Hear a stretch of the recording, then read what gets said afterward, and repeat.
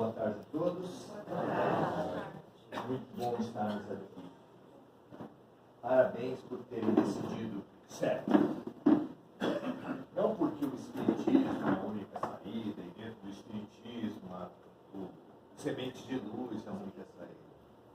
Mas, sem dúvida, a fonte de todo bem é Deus. Assim como na academia de ginástica a gente treina para ter uma boa postura, para ter uma boa disposição física, aqui é a academia ginástica do espírito.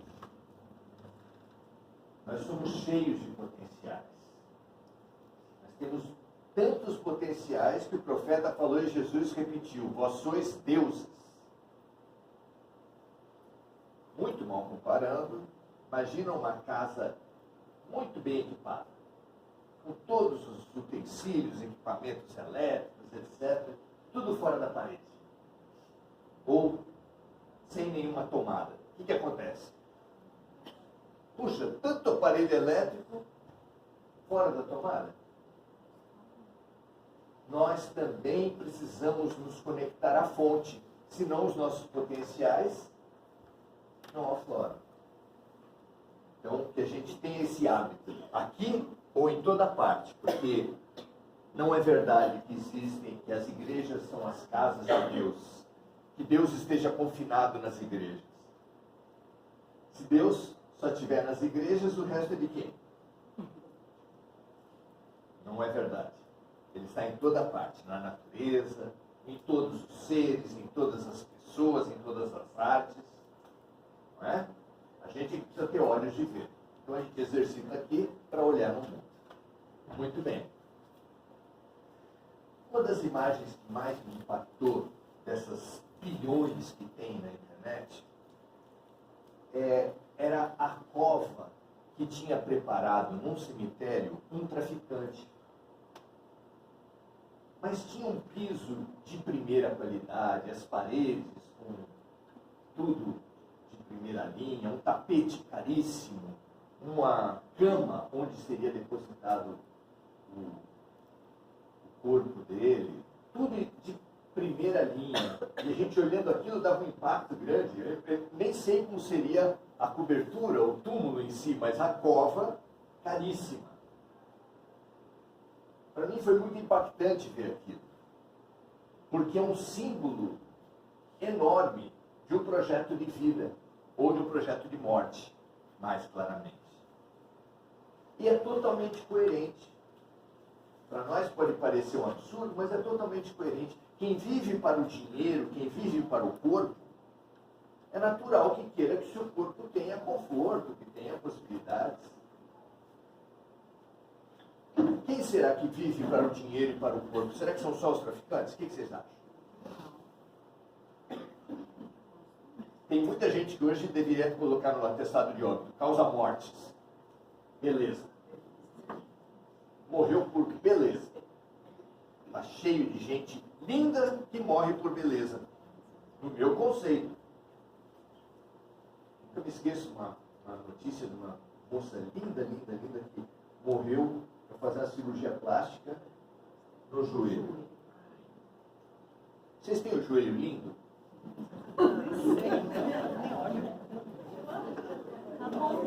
A barriga não deixa.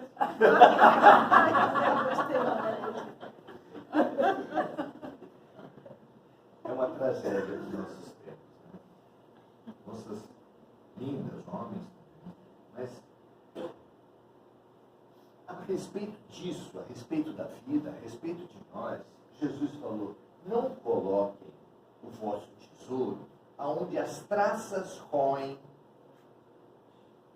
a ferrugem corrói e os ladrões levam. Você nunca pensou porque tem esse mito de que no cemitério está cheio de alma penada? Por que será? Tá, tem mesmo. O cemitério tem muita alma. Penada é outra questão. Tem muita alma. E por que vocês acham que muita pessoa que morreu ainda fica lá no cemitério?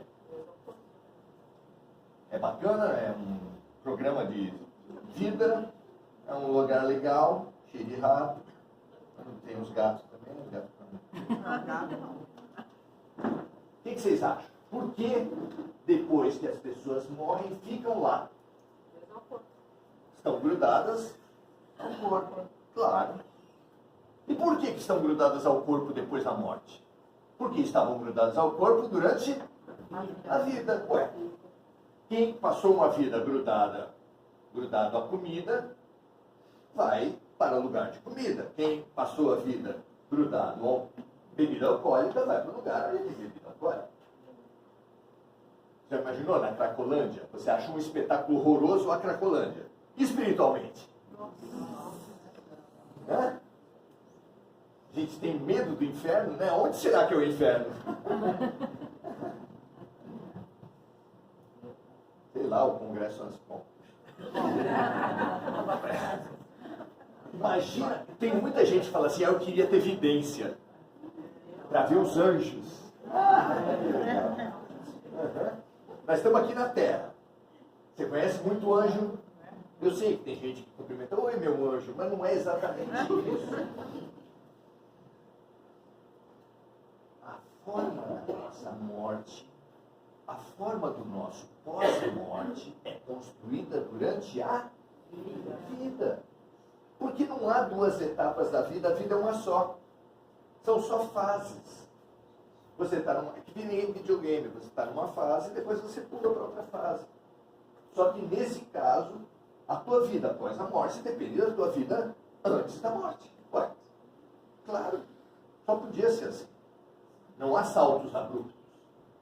Esse negócio que eu era uma pessoa, encontrei Jesus e me transformei em outra, não é assim. Realmente, Jesus transforma. Mas você precisa estar maduro para essa transformação. Tanto é que ele passou na Terra, a Terra ficou sem pecado. Eu sei que falaram muitos anos na sua cabeça que Jesus tirou o pecado do mundo. Eu não sei que mundo é esse. Vocês acham que tem pecado na Terra? Vocês acham que quando Jesus morreu tinha pecado na Terra? O maior pecado da história foi cometido contra Jesus? Como é que ele tirou o pecado do mundo? Bom, não estamos para discussões teológicas, mas é quase isso. Jesus falou para a gente colocar o nosso tesouro no Espírito, no reino dos céus. É lá que a gente deve buscar. É esse o objetivo da vida. Mais claramente, qual é o maior mandamento da vida? Qual é o sentido da existência? Isso que os filósofos buscam, isso que as pessoas que pensam buscam. Qual é o sentido da vida? Isso que os suicidas não encontram e buscam tanto. Qual é o sentido da vida? Qual é o objeto? Numa palavra, para que nós fomos criados? Para... Ih, ficou feio. Amar. Amar a Deus sobre todas as coisas e amar o próximo como a nós mesmos. Gente, nós estamos na classe de recuperação. A prova vai ser daqui a pouco. Se vocês não souberem o que vai cair na prova, está feia a coisa. Tem que saber. Mais do que saber, falar. Vocês estão buscando amor? Estão buscando aprender a amar mais e mais profundamente? Porque é claro que a transição planetária, é claro que o mundo de regeneração não está reservado para as pessoas que amarem como Jesus. Ufa, ainda bem. Porque senão, já vamos pôr a viola no saco e vamos escolher qual planeta complicado nós vamos querer ir. Não. Como Kardec falou, reconhece um espírita, mas também reconhece um espírito bom, qualificado, por querer ser hoje um pouco melhor do que ontem e fazer de tudo para ser amanhã um pouco melhor do que hoje. Numa palavra, na palavra de Jesus, trata-se de boa vontade. Você tem boa vontade para as coisas espirituais? Você tem boa vontade para o aprendizado? Para o crescimento verdadeiro? Ah, eu tenho, eu vou na Mega Sena acumulada, mas não saio da nada. Não é exatamente nisso que eu estou falando. O antigo preceito iniciático de todas as religiões na antiguidade falava que quando o discípulo está pronto, o mestre aparece. Se for realmente fundamental para a sua vida você ganhar na Mega Sena, tu ganha. Mas se não for, você nunca viu aquele Globo Repórter? A pessoa ganha na Mega Sena, arruma amigo complicado, parente que não te via há muito tempo. Oi, Maurício, quanto tempo, estou com saudade de você. Você fica até bonito. Todo mundo quer casar com você. As pessoas morrem de Mega Sena acumulada. Também é outro causa-mortes lá. Morreu do quê? Mega Sena acumulada. Como você tem lidado com o conhecimento e com o aprendizado? Já que o sentido da vida é esse, cabe uma investigação. Como você tem lidado com isso? Nós temos encontrado respostas interessantíssimas, fazendo uma releitura de O Pequeno Príncipe à luz do Evangelho. A gente acabou fazendo um livro entre O Pequeno Príncipe e O Grande Príncipe. Nesse livro, é muito curiosa a maneira do Pequeno Príncipe lidar com o conhecimento. Ajuda demais a gente. E a gente deve pensar a respeito disso. Por quê? Porque o Pequeno Príncipe simboliza a criança, claro, é uma criança, mas simboliza a nossa criança interior. Quem tem criança interior aí? Levanta a mão. Se não tem, é porque tu está morto. Pior, não é morto físico, é morto emocionalmente. Nós todos temos uma criança interior. Carl Gustav Jung, discípulo de Freud, fala que mais ainda nós temos uma criança interior ferida. Quando uma criança que você ama muito, vamos usar outra palavra, uma criança que você deveria amar muito, que é você mesmo, está chorando, ferida, desesperada. O que você deveria fazer com uma criança que você ama muito, que está desesperada, ferida, amargurada? O quê? Ô filha, o que houve? Vou puxar para a minha casa, né? Conta para o vovô. Venha cá. Chama no colo, dá um beijo, dá um abraço. Por que a gente ignora a nossa criança ferida? Outro dia eu estava ali perto de casa, no trânsito. Na calçada tinha um carrinho de supermercado, na rua tinha uma carroça de lixo reciclável, tinha um rapaz na carroça de lixo reciclável, e junto ao carrinho de supermercado tinha uma senhora com 6 crianças. Senhora é forma de dizer, para mim podia ser minha filha ou minha neta. Eu fiquei olhando assim. Na frente tinha um carro com jovens. Eu falei, a imagem que a gente tem é jovem, não quer saber de nada, né? São irresponsável. O cara pôs a mão para fora, deu dinheiro. E eu fiquei olhando. Palestrante do Santo Espírito. Né? Eu acho bonito quando você está pronto, automatiza o bem em você. Quando aquilo brota de você, não é para forçar, não é para ganhar um lugar em nosso lar. Nosso lar, nossa vida. Tem um programa habitacional lá em nosso lar, você já se inscreveu? Não é para isso que a gente faz o bem. A gente faz o bem por quê? Porque faz. Vocês conhecem a historinha do escorpião, mestre e discípulo? Para mim é ótimo. Mestre e discípulo andavam ao longo de um rio, falando sobre a vida. De repente o mestre para, olha para o rio, vê um escorpião numa folha, se equilibrando ali, a folha já com um pouco de água dentro. Ele parou ali, foi lá, pegou o escorpião e pôs em terra. Assim que ele pôs as patas na terra, ele picou a mão do mestre. Foi o suficiente para o discípulo fazer um longo discurso contra os seres e a natureza dos seres, inclusive seres humanos, a ingratidão das pessoas. Quem ajuda não faz discursos contra a ingratidão das pessoas? Vocês já repararam? Longo discurso. E quando a gente está fazendo esse discurso, passa umas 10 oportunidades de fazer o bem. Aí, depois que ele parou um pouco, o mestre falou assim, mas é da natureza do escorpião picar quando ele se sente ameaçado. Aí o discípulo não aguentou. Fez um longo discurso contra o mestre. Se o senhor sabia disso, como é que o senhor fez isso tudo? Porque ele falou assim, porque é da minha natureza. Aquele era o mestre. Aquele era o mestre. Nós também temos um ótimo. Quem é?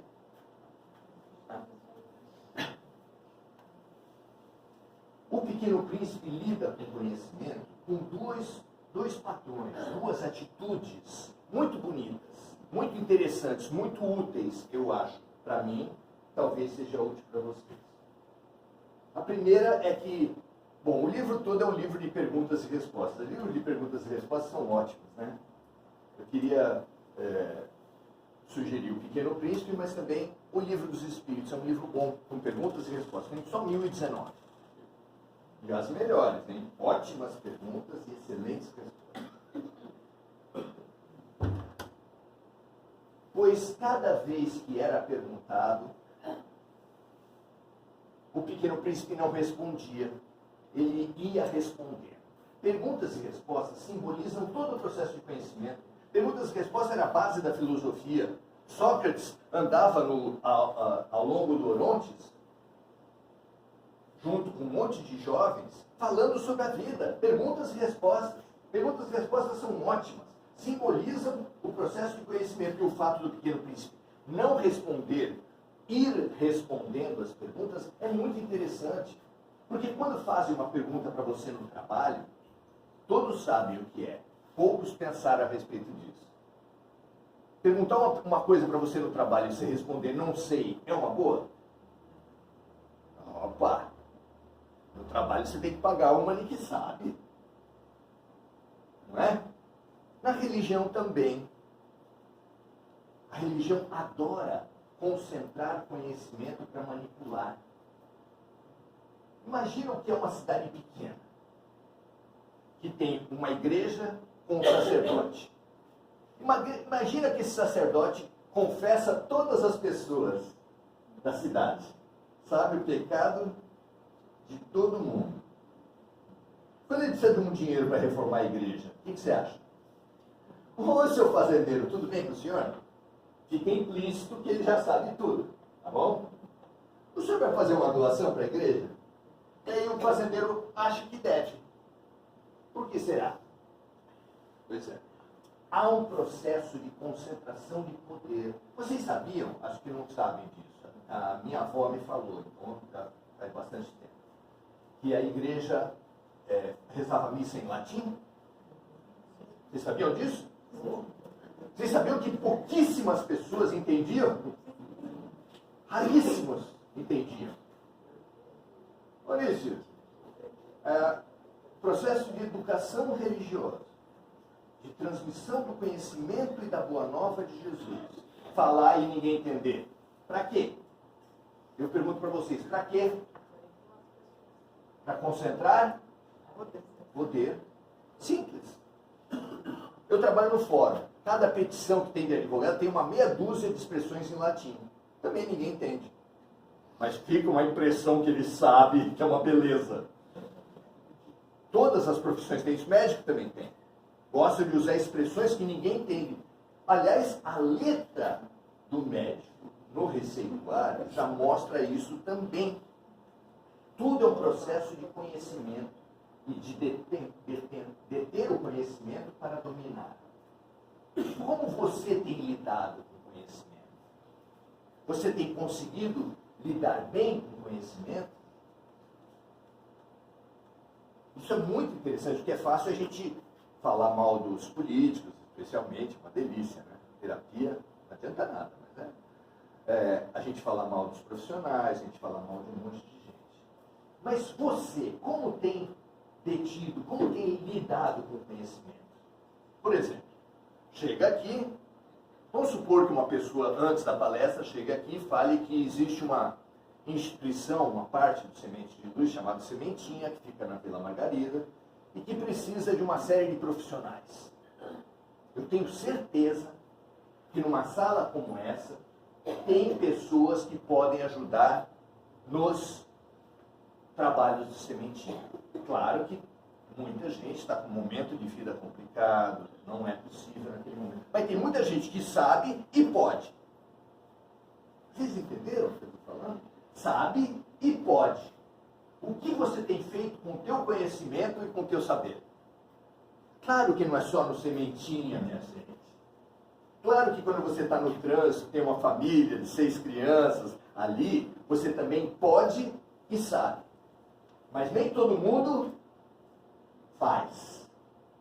Notou que eu não estou falando de vocês. Estou falando de nós. Então, sair dessa armadilha que nós mesmos montamos para nós, de dar respostas prontas como se nós soubéssemos. O Espiritismo é muito forte isso também. Às vezes as pessoas falam, ai, como é que vai ser minha morte? Nos cursos, quando eu durante 6 anos que eu coordenei o curso Aprendiz do Evangelho aqui, num dia, não todos, num dia, as pessoas faziam muita pergunta. E algumas delas eu adorava responder, não sei. Ai, quando eu morrer, para onde eu vou? Não sei. É fácil responder que você vai passar pelo umbral. Porque o umbral envolve a terra toda. Como é que você não vai passar pelo umbral? Jesus passou pelo umbral, Chico Xavier passou pelo umbral. É claro que é meio milésimo de segundo, mas passa, porque envolve tudo. Você não pode passar daqui para lá sem atravessar o umbral da porta. É assim que é. Mas saber para onde você vai, como vai ser, não dá para saber. Eu teria que saber da sua vida. Eu não sei. Teve uma senhora que, no meio de uma palestra, depois de uma palestra, foi falar para mim que estava em crise conjugal, se ela devia separar do marido. Eu falei, mas não me coloque nessa. Ou me inclua fora dessa, como o pessoal fala. Me inclua fora dessa. Não tem resposta. Estou buscando resposta para as minhas questões. A gente pode pensar junto, pode chorar junto, pode orar junto. Tem um atendimento fraterno, que em parte é para isso mesmo. Mas as provas na escola de Deus, ninguém dá cola. Ninguém dá cola. Tem os caras que tentam vender para a gente que eles têm a saída para sair para a vida da gente. Tem a saída para o nosso dinheiro, mas para a nossa vida é isso. E a outra atitude muito interessante do Pequeno Príncipe com o conhecimento é que ele, depois que fazia uma pergunta, ele jamais desistia daquela pergunta. Isso merece uma reflexão profunda da gente. Uma criança, um traço básico de uma criança é curiosidade. E como Jesus falou que apenas os que forem como crianças entrarão no reino dos céus, eu também preciso perguntar para vocês que queremos entrar no reino dos céus, que queremos passar na transição planetária. Como está a sua criança? Você tem se mantido uma pessoa curiosa? Não é exatamente da vida dos outros, eu não estou falando assim, né, dessa parte da fofoca. Você de espírita que reúne bastante trabalhador, tem fofoca? Lógico. Fica no meio que ninguém fala de você. Aonde reúne gente tem... Ah não, só tem anjo aqui, meu amigo. Tu tá longe. Tu tá longe. Vem trabalhar para ser... Bom, conhecimento. Expandir a sua mente. Expandir o teu horizonte. Aprender mais. Você se mantém uma criança ativa? Me desculpe, eu vou contar de novo uma história que marcou muito a minha vida. 4 anos de idade, meu filho com 4 anos de idade, primeiro dia de aula, ele volta para casa com o olho brilhando, esfuziante de alegria, falando, pai, olha o que eu aprendi hoje. É ainda hoje a imagem de felicidade de um ser na minha vida. Eu marco aquela coisa. 5 anos depois, e aí filho, como foi a escola? Normal.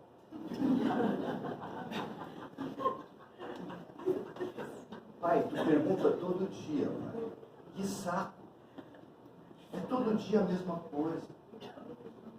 Acontecia contigo? A mãe perguntar como é que foi a escola? Que saco. O que acontece entre nós? Nem é da idade adulta, é da infância de 4 anos de idade que depois a gente vai perdendo a curiosidade, vai deixando de ser criança. Como é que a gente vira velho? Não olhem para minha barba branca. Eu estou falando de outra coisa, por favor. Aliás, vocês não sabem, a barba branca é uma... Eu pinto para ficar mais bonito, mais charmoso. Não é corpo, é espírito. Tem jovens de 14, 15, no caso do meu filho de 9 anos, que já estão envelhecendo. 9 anos de idade já está envelhecendo. Como é que a gente fica velho? Não deixa de sonhar. Nós precisamos demais estudar isso. Ela falou de que a gente perde a capacidade de sonhar. E o Pequeno Príncipe é lindo porque ele se define como uma criança desenhista, que adorava desenhar e que ninguém compreendeu o desenho dele, ninguém estimulou. Lá na minha infância, menina que gostasse de jogar bola, não só era desestimulada, como ainda duvidavam da sexualidade dela. Menino que gostava de balé, mandava um menino jogar bola e a menina dançar balé. Muitos de nós, muitos mais do que você supõe, trazemos, todos, talvez, como o Jung falou, trazemos uma criança ferida, uma criança marcada, alguns por tragédias terríveis, terríveis. Pessoas da assistência social, do fórum, trabalham com um tipo de processo chamado estupro de vulnerável, que eu não vou contar nenhum caso para vocês, mas só pelo título vocês já sabem do que eu estou falando. Nós trazemos muitas crianças feridas, e você, quando tem uma ferida na sua infância, uma criança ferida, você não avança. Você não anda. Ninguém pode andar para frente olhando para trás, como disse Jesus Cristo. Não se iluda, com o tempo passa. Você acha que trauma é feito de álcool, vai evaporando. Não. O tempo só conta a favor de uma criança ferida se ela for acolhida, se ela for tratada, se ela for ajudada. Há décadas, os espíritos falam para os espíritas, o meio de nós crescermos é reforma íntima. E eu, só por mim, tenho uma avaliação que o espiritismo é fraco para falar como muda, como faz a reforma íntima. Ouçam esse silêncio. Faz reforma íntima afastando os espíritos? Ajuda. Faz reforma íntima participando do curso? Ajuda.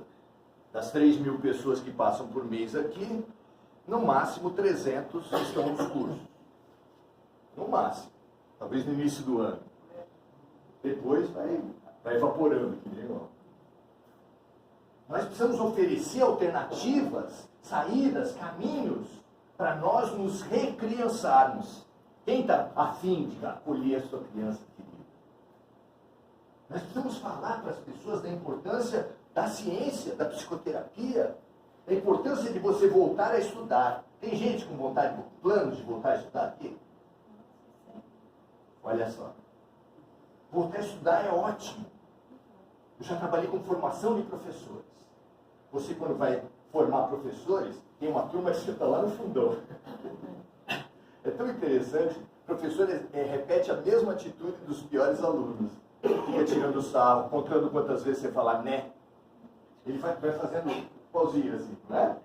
É assim. Não estou falando mal de ninguém, é só um fato. É um fato. Se ele puder, ele vai fazer xixi, demora bastante. A mesma coisa, a mesma coisa. Então, 2 atitudes básicas que envolvem uma desmitificação desse conhecimento. Primeiro, não querer dar respostas prontas, ir respondendo. As respostas da vida principais, elas são processos longos. As respostas principais da vida nós não sabemos nada a respeito. Se nós fizermos uma reunião aqui, fizermos uma roda de apresentação, as pessoas vão falar assim, cada um se apresenta, tal, para a gente poder conversar melhor. Aí eu falo assim, Maurício, assistente social, moro em São Vicente. Pronto. Já falei quem eu sou. Essa questão que os filósofos há tanto tempo estão discutindo, que a psicologia busca tão profundamente, eu já respondi, Maurício, assistente social e São Vicente. Eu sou isso. Nenhuma das três. Errei nas três. Errei nas três. Porque não sou homem, não sou branco, não sou de São Vicente, não sou assistente social. Eu apenas estou. Eu não sei responder nem quem eu sou. E quando você admite a própria ignorância, abre-se um portal de conhecimento. Por isso Sócrates falou que o princípio da filosofia é o só sei que nada sei. Porque quem admite a sua incompletude, a sua ignorância, abre-se para um aprendizado permanente. Quem quer pagar uma de que já sabe? Que tristeza. Que tristeza. É fácil você perceber em próprios palestrantes espíritas a postura do já sei. Só sei que tudo sei. E você vai ver uma entrevista de Chico Xavier, aliás eu recomendo, Pinga Fogo, 1971, 2 edições. Era o principal programa da televisão brasileira e até hoje a maior audiência da televisão brasileira. As perguntas mais difíceis eram encaminhadas para Chico Xavier, sobre extraterrestre, homossexual, Bíblia. E ele sempre começava assim, o benfeitor Emmanuel, que está aqui presente,